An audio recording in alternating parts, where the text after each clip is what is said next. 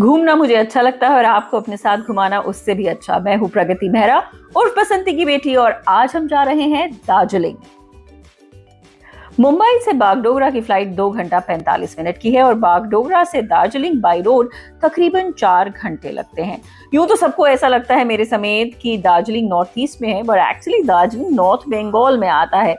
तो हम पहुंचे हैं सिलीगुड़ी। एक्चुअली बागडोगरा एयरपोर्ट शायद सिलीगुड़ी एयरपोर्ट ही है। ये बिल्कुल प्लेन्स में है, यहाँ पहाड़ों वाली कोई फील नहीं थी, काफी गर्मी थी, लेकिन फिर भी it was a nice sweet small city.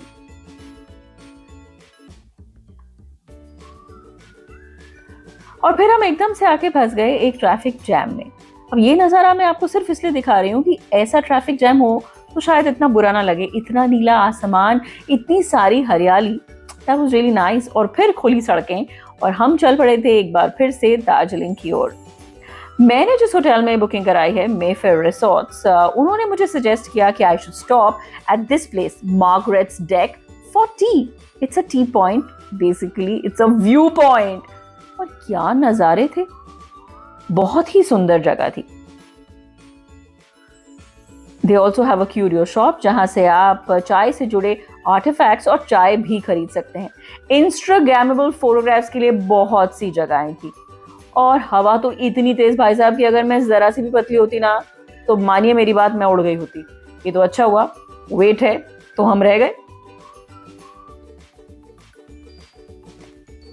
मुझे इनका ये मेन्यू कार्ड बड़ा अच्छा लगा। मतलब ऐसे तो पहाड़ों में, लेकिन ये सेलर्स नॉब क्यों था समझ नहीं आया।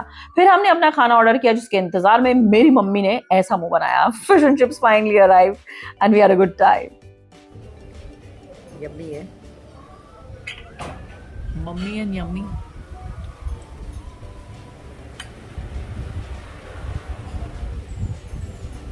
ये तो वैसा है।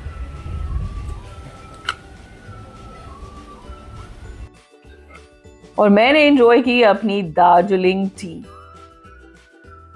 और कुछ फोटोग्राफ्स खिंचवाकर, कुछ यादें बटोर कर हम एक बार फिर तैयार हो चले सड़कों को नापने, यानी कि दार्जिलिंग की तरफ। लेकिन घर देखिए कितने सुंदर हैं, क्वेंट लिटिल हाउसेस।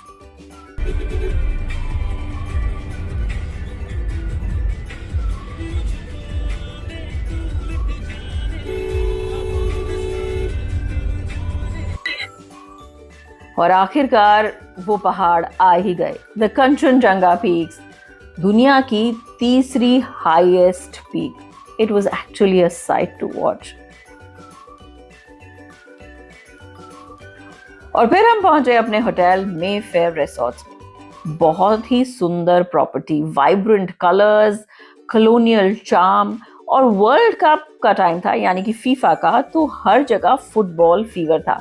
फिलहाल दिखाती हूँ मैं आपको अपनी कॉटेज। ये एक 2 बेडरूम कॉटेज थी with ensuite bathroom. It was really nice, मतलब मजा ही आ गया देख के।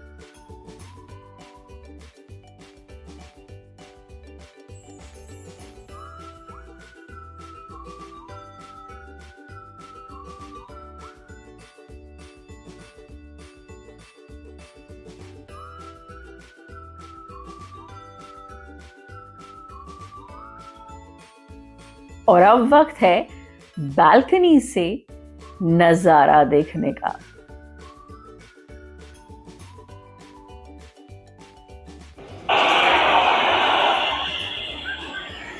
और फाइनली हमने डिसाइड किया कि अब हम निकलते हैं थोड़ा दार्जिलिंग को देखने के लिए। तो शाम के तकरीबन 6 बजे हम पहुंचे चौरास्ता, जहां पे मॉल है। और ये वाइब वाकई बस महसूस करने लायक थी। तो फीफा वर्ल्ड का fever was at its peak. चारों तरफ फ्लैग्स लगे हुए थे, बड़ा सा एक स्क्रीन था जहाँ पे सब लोग एक साथ गेम देख रहे थे। आपको गेम समझ आए या ना आए, but you would want to be there. हमने होटल आके खाना ऑर्डर किया। खाने के इंतजार में हम सोने ही लगे थे कि हमें सुनाई दिया ये live music. Just listen to it.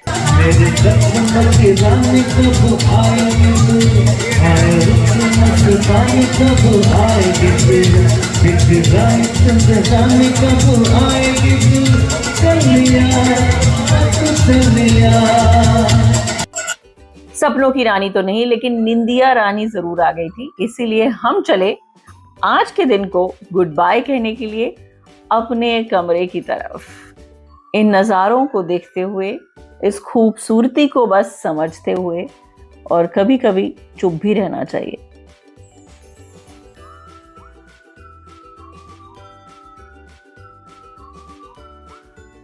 पहाड़ों में जाके, खासतौर से दार्जिलिंग में, अगर आपने कंचनजंगा पीक्स के ऊपर से सनराइज नहीं देखा तो क्या देखा। अगले दिन की शुरुआत हमने की सुबह 5:30 बजे ऑब्जर्वेटरी हिल व्यू पॉइंट से, जो कि हमारे होटल के सामने ही था। गवर्नर्स हाउस के पीछे ही ये ट्रेल है। यहाँ से नज़ारा चढ़ते हुए सूरज का वाकई मजेदार था। लेकिन फिर हमने ये सुना,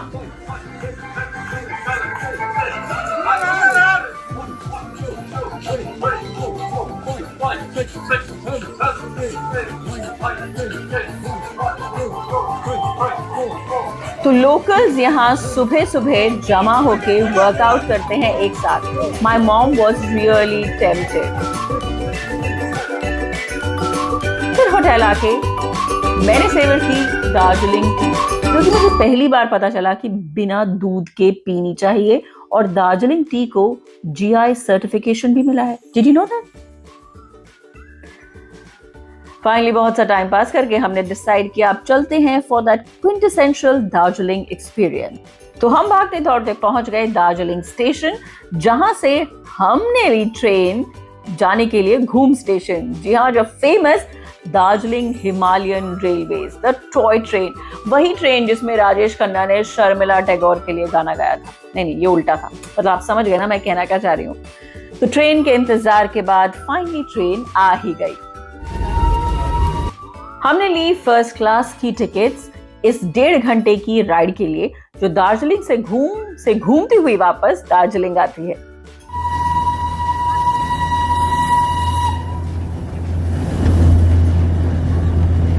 हमने चूज किया स्टीम इंजन एक्सपीरियंस, लेकिन डीजल इंजन भी है, पैसे बराबर ही हैं, तो why not go the old वे।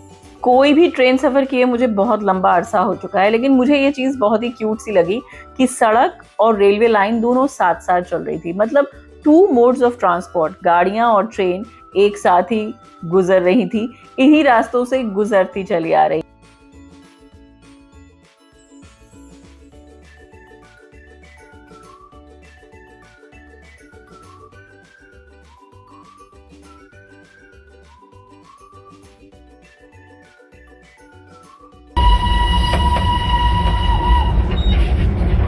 और finally train pulled into the Batasia loop, जो कि एक वॉर मेमोरियल है, और यहाँ पर एक इको गार्डन भी बनाया गया है। शॉपिंग के लिए भी कुछ स्टॉल्स हैं, खाने पीने के भी कुछ स्टॉल्स हैं। ये कंप्लीटली एक टूरिस्टी जगह है। अगर आप पहली बार दार्जिलिंग जा रहे हैं मेरी तरह, तो आप डेफिनेटली ये जगह देखना चाहेंगे, लेकिन शायद रिपीट में यहाँ पे देखने लायक इतना कुछ खास नहीं है। लेकिन पहली बार डेफिनेटली अ मस्ट गो। आप गार्डन देख सकते हैं, ट्रेन के साथ उतरकर यूं फोटोग्राफ्स ले सकते हैं, क्योंकि स्टीम इंजन आजकल दिखते ही कहाँ हैं। You can also go towards the war memorial, लेकिन वहां एग्जैक्टली जाने नहीं दिया जाता, तो आप नीचे से ही फोटोग्राफ्स खींच सकते हैं। It's a nice memory to have.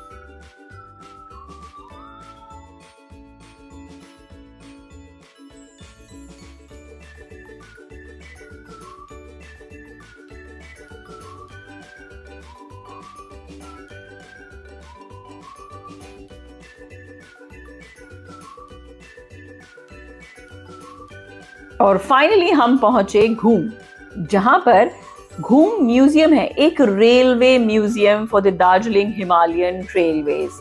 यहाँ पे आपको इस रेलवे लाइन के बारे में सभी कुछ पता चल जाएगा, यहाँ की हिस्ट्री, हाउ इट इवॉल्व्ड, ये अपने प्रेजेंट स्टेट में कैसे पहुंची, क्या है, और फाइनली वो प्लेकार्ड भी that the Darjeeling Himalayan Railways was awarded the heritage site by UNESCO in 1999. All in all ये रेलवे एक्सपीरियंस आपको एक बार करना ही चाहिए। पता तो चले कि राजेश खन्ना साहब ने शर्मिला टैगोर के लिए गाना आखिर गाया क्यों था।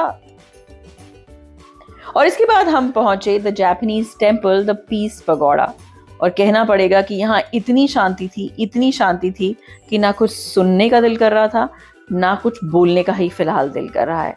आप ये विजुअल्स बस शांति से देखिए। It's a beautiful place, it's a serene place, it's a tranquil place.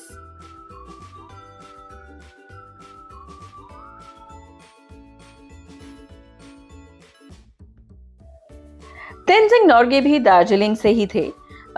तो जहाँ माउंटेनियरिंग के इतने बड़े स्टॉलवर्ट रहते हों, वहाँ पे माउंटेनियरिंग से जुड़ा कुछ ना हो, ऐसा हो नहीं सकता। हिमालयन माउंटेनियरिंग इंस्टीट्यूट भी दार्जिलिंग में है, लेकिन क्योंकि मुझे इस फील्ड में कोई दिलचस्पी नहीं है तो मैं वहाँ नहीं गई। लेकिन अगर आपको पसंद है तो कहते हैं कि ज़रूर जाना चाहिए। वहाँ कुछ रॉक क्लाइंबिंग भी है and it's between the zoo, so it's a nice experience, but I skipped it.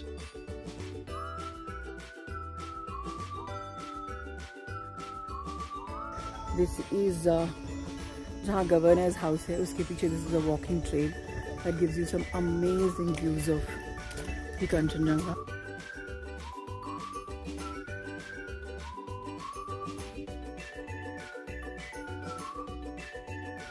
And it's pretty nice. So चलिए let's go and figure out क्या क्या देखने को मिलता है।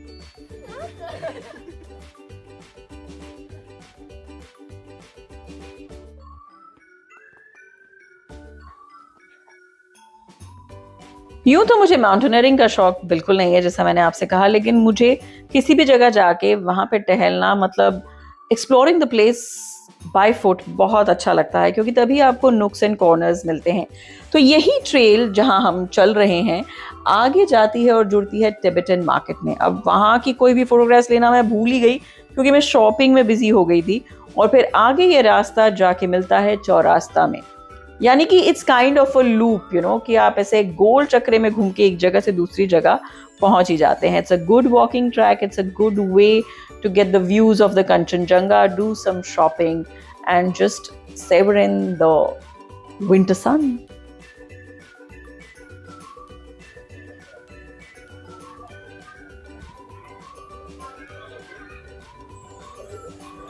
और ये होता है माँ का प्यार, शेयरिंग इज केयरिंग। मतलब अगर मैं स्ट्रीट फूड खा रही हूँ तो तुम क्यों ना खाओ मेरे बच्चे। ये सब चीज़ें आपको किसी भी मॉल में देखने को मिलती हैं, लेकिन ये चौरास्ता है, सेंटर पॉइंट, सभी लोग मिलते हैं। बहुत ही अच्छी वाइब है इस जगह की, आप सुबह आएँ या शाम को आएँ। It's a great place to just sit and take in everything that's happening around you. किसी भी जगह पे घूमना तब तक पूरा नहीं होता जब तक आप वहाँ के रेस्टोरेंट्स को चेकआउट ना करें, और दार्जिलिंग का एक फेमस रेस्टोरेंट है Glenary's, so we decided to go there. Darjeeling का एक बहुत ही फेमस लैंडमार्क रेस्टोरेंट है। यहाँ एक्चुअली ब्रेकफास्ट के लिए लोग ज़्यादा आते हैं, लेकिन मैं आई हूँ लंच के लिए। So let's see how the experience turned out. Obviously बहुत अच्छी है जगह, एक ओल्ड वर्ल्ड चार्म है। आई थिंक ये सभी कॉलोनियल जगहों के साथ है, बिकॉज आई थिंक दार्जिलिंग में कुछ घर तो 1800 के बने हुए। Finally our lunch arrived. इसके बारे में मैं क्या ही कहूँ, I guess the expression says it all. थोड़ी ओवरहाइप जगह है, लेकिन फिर भी होप है, और एक लैंडमार्क है तो जाना तो बनता ही है। हमने अपनी इवनिंग को एंड किया एक मज़ेदार सी कोल्ड कॉफ़ी के साथ फ्रॉम कैवेंटर्स। अब ये कैसी थी, ये भी एक्सप्रेशन से आपको पता चलता ही है। All in all it was a fantastic day spend just lounging and loitering around in Darjeeling. और दार्जिलिंग सिर्फ सनराइज के लिए ही नहीं, सनसेट के लिए भी फेमस है। ये नज़ारे जरूर देखिएगा।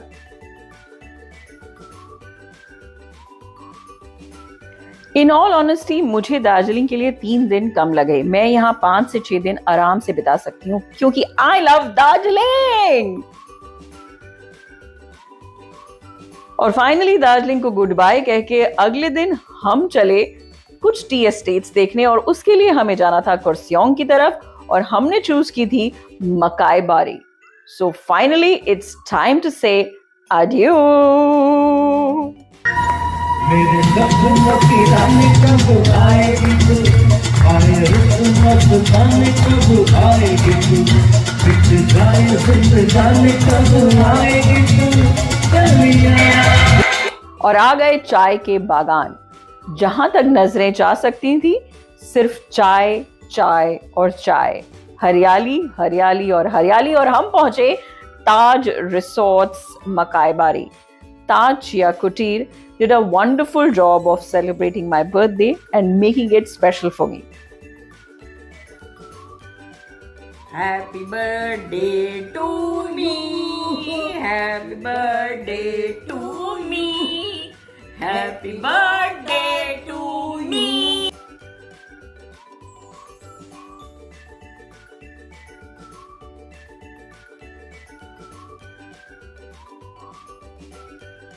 केक खाने खिलाने का सिलसिला पूरा करने के बाद, सभी गुब्बारे फोड़ने के बाद, it was happy birthday to me.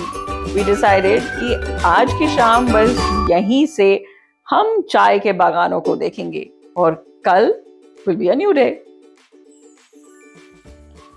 We did visit the Makaibari tea factory, लेकिन अनफॉर्चुनेटली किसी भी टी फैक्ट्री में आप कोई फोटो नहीं खींच सकते. Everything is very secretive. All in all, this was the end of our 5-day trip to Darjeeling and Kurseong, basically मकाईबारी. मुझे ये जगह बहुत पसंद आई. ये नज़ारे जिंदगी भर याद रहेंगे.